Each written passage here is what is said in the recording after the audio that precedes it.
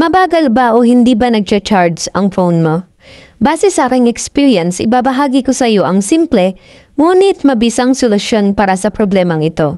Pero bago yan, siguruhin mo muna kung hindi pa sira ang charger mo.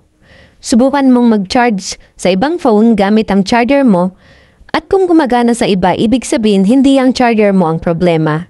O kaya naman humiram ka ng ibang charger at gamitin mo sa phone mo. Kung hindi pa rin nagcha-charge o mabagal pa rin mag-charge ang phone mo gamit ang ibang charger, subukan mong i-restart ang phone mo.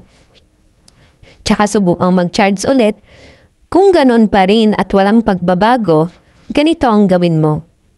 Kumuha ka ng malinis na toothbrush. Ito ang gamitin mo para linisin ang mga port ng phone mo dahil baka may mga nakadikit na mga dumi na siyang humahadlang para makapag-charge mula sa charger. Nasubukan ko na ito, nilinis ko lang ang mga butas o port o saksakan ng phone ko at pagkatapos, isinambok ko mag-charge at gumana na ito. Ganun lang kasimple. Pero kung pagkatapos mong gawin ang mga ibinahagi ko sa iyo at wala pa ring pagbabago, mabagal pa rin o not charging pa rin ang phone mo, ay dalhin mo na sa legit na pagawaan dahil baka may problema talaga sa phone mo. Sana'y natulungan ka ng bidyong ito. That's all and thank you for watching.